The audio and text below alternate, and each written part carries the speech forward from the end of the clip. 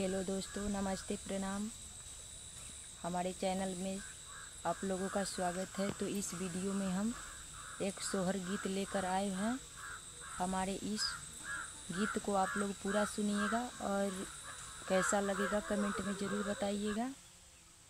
तो हम इस गीत को शुरू करते हैं, आप लोग ज़रूर सुनिएगा। बाबा बिया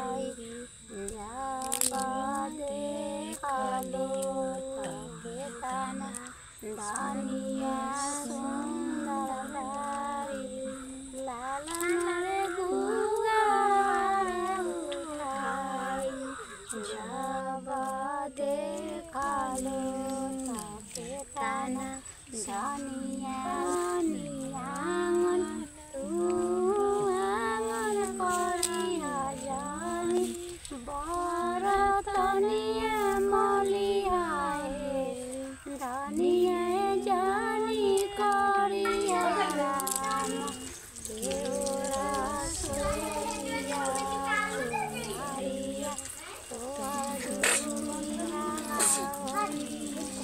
दानिया जानी करिया हो गले सोलो केवरा सोरिया हरिया तो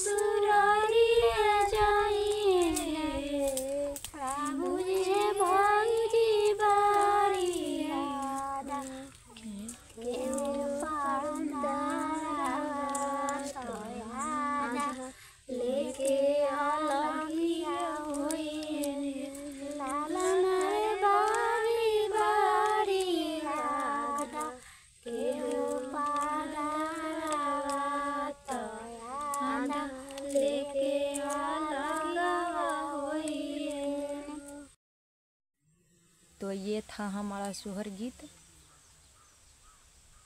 तो ये वीडियो और ये गीत आप लोगों को कैसा लगा कमेंट में ज़रूर बताइएगा। और फिर मिलते हैं हम अगले वीडियो में। तब तक अपना ख्याल रखिएगा। Tata, bye by.